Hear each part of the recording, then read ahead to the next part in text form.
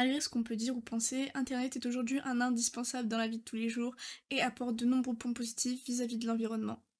Mais l'utilisation d'Internet n'est pas seulement novice, en effet, grâce à ce dernier, une grande partie de la population mondiale a accès aux informations qu'elle veut et quand elle veut, ce qui est déjà très utile pour réaliser un exposé, acheter un livre ou même se renseigner sur diverses choses, lieux ou encore personnalités. Premièrement, on peut constater l'engouement pour le partage de créations éco-responsables comme les DIY, généralement fabriqués avec les moyens du bord et ou objets qui auraient dû être jetés. Cela évite l'achat de produits neufs en favorisant le recyclage. Donc mon association c'est Alésiatrie, elle est née en novembre, donc novembre dernier. On a commencé, alors on a eu l'idée en septembre, début septembre. En fait au début je cherchais à m'intégrer dans une asso et puis finalement en faisant quelques actions, donc on a participé au World Cleanup Day 2020 avec des amis. Et du coup on s'est dit pourquoi pas ramener l'idée ici sur Brunoy, donc du coup on a commencé comme ça. Et donc au départ c'était vraiment pour faire des actions sur le terrain, de ramasser les déchets, de faire des clean-up sur les villes à côté en Essonne.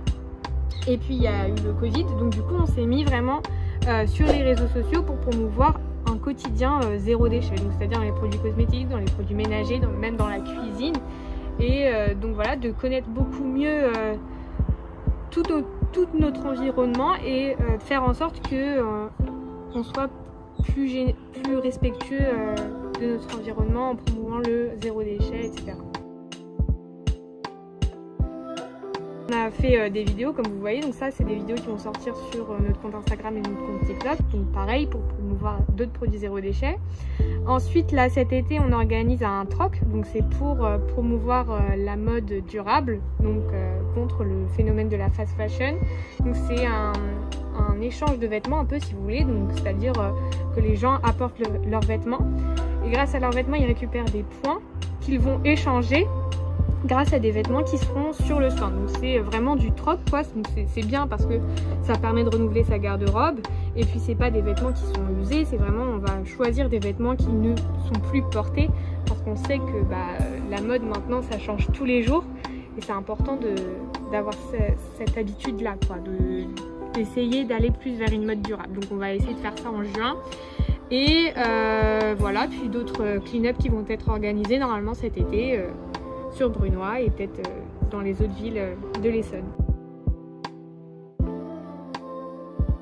Alors Internet nous a beaucoup aidé parce que finalement, comme je vous ai expliqué, nous au départ c'était vraiment pour faire sur le terrain et puis on s'est aperçu qu'on ne peut pas en fait à cause du Covid, etc. Donc on s'est beaucoup ciblé sur une activité numérique pour cibler les gens parce qu'on sait que les réseaux sociaux aujourd'hui ça marche, tout le monde est dessus, tous les jeunes sont dessus et nous on veut toucher les jeunes. Donc les réseaux sociaux c'est hyper important pour nous.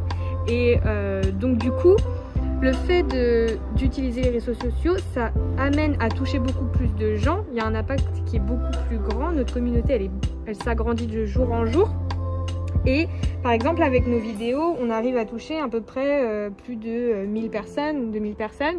Donc c'est considérable. C'est-à-dire qu'il y a 1000 personnes qui ont vu par exemple notre clean-up qu'on a réalisé sur les Bordelières. Et ça, c'est important parce que ça permet de montrer ce qu'on fait et de prouver que il suffit de pas grand chose pour protéger notre environnement quoi.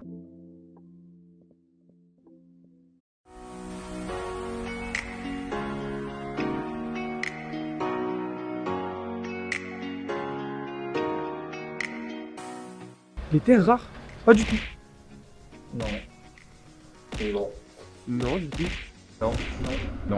Ouais. Des terres sans installation de zone d'antenne, relais. Oui.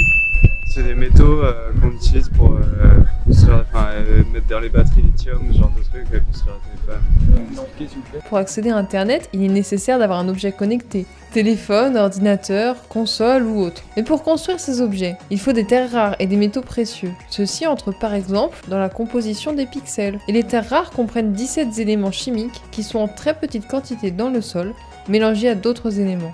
Or, ceux-ci sont extraits sans aucune précaution pour l'environnement. Les mines, majoritairement localisées dans le sud de la Chine, sont à ciel ouvert. L'extraction des terres rares des autres minerais, qui peuvent d'ailleurs être radioactifs, nécessite énormément d'eau et de produits chimiques. Une tonne de terres rares entraîne 1300 à 1600 mètres cubes de rejets. Et par la suite, on stocke tous ces rejets dans des réservoirs à ciel ouvert. Seulement, avec la pluie, les mouvements du sol ou autres, il n'est pas rare que ces réservoirs fuient et contaminent points d'eau et sols alentours. Mais en plus de ce problème, les mines prennent la place de terres agricoles qui auraient pu servir à la population locale. De plus, leurs installations nécessitent de raser les forêts, entraînant une destruction totale de la biodiversité. Et même après que la mine ait été abandonnée, rien ne peut repousser tant la terre a été abîmée. Nous allons désormais vous proposer quelques solutions qui aideront sûrement la Terre à aller mieux. Pour éviter d'aggraver la situation de notre pauvre planète et lui éviter de souffrir plus que nécessaire, nous avons quelques solutions à vous proposer. Première idée plutôt simple à réaliser, il serait bien de supprimer vos mails et de ne pas envoyer de mails vides. Cela réduirait votre impact en termes de carbone. Le savez-vous? Plus de 40% des personnes que nous avons interrogées dans notre sondage ne suppriment pas leurs mails ou très rarement. C'est beaucoup trop, alors pensez à supprimer vos mails et à vous désabonner des newsletters qui ne nous intéressent plus. Et à bloquer évidemment les adresses mail qui vous harcèlent, mais peut-être que vous le faisiez déjà. Enfin, favorisez les échanges en face à face. Et si vous devez faire une réunion à distance, favorisez les sites comme Green Visio qui fonctionnent aux énergies renouvelables et qui sont conçus pour consommer moins de data. Autre idée sympa pour l'environnement comme pour nous, passer en mode avion lorsqu'on ne se sert pas de son smartphone. La nuit par exemple, c'est plus pratique pour dormir. Un nouveau petit compagnon dans la famille, très utile, le disque dur externe pour stocker nos données au lieu d'un cloud. D'après nos données, les photos, les vidéos et les documents sont particulièrement stockés dans le cloud, alors que ceux-ci auraient tout à fait leur place dans un disque dur externe. Déconnecter sa box Wi-Fi lors d'une longue absence. Lorsque vous partez en voyage, que ce soit en vacances ou pour une longue absence, de déconnecter votre box. En effet, nous ne pensons pas que vous l'utilisiez et ce serait plus écologique pour vous. Également, au lieu de passer par multiples sites, mettez en favori les sites que vous fréquentez souvent. Au lieu de passer par multiples sites pour consulter vos sites réguliers, préférez les mettre en favoris, cela est plus écologique et consomme moins. Maintenant que nous vous avons présenté l'impact d'Internet sur l'environnement et ses solutions, vous êtes toujours autant perdu? Probablement pas. Comme beaucoup de choses, Internet n'est pas tout noir ou tout blanc. Et bien que l'éteindre complètement réduirait très probablement une partie de l'émission mondiale de CO2, ce n'est pas la solution. Il n'y a pas de solution miracle à un problème aussi complexe qui est d'ordre culturel, social et économique. La question n'est donc pas que faire pour empêcher Internet de polluer, mais plutôt que puis-je faire à mon échelle pour réduire mon impact au minimum et le compenser au maximum. Et pour ça, on vous a déjà donné beaucoup de clés. Pourtant, il y en a une dont on ne vous a pas parlé, de bouche à oreille. Plus vous parlerez de l'environnement, plus votre entourage sera au courant et plus il sera susceptible d'en parler à son tour. Alors ne vous dites pas que vous n'êtes pas assez important pour faire changer quoi que ce soit. Faites votre part et parlez-en autour de vous. Parce que plein de petites actions mises bout à bout et répétées des millions de fois, ça peut avoir un impact énorme.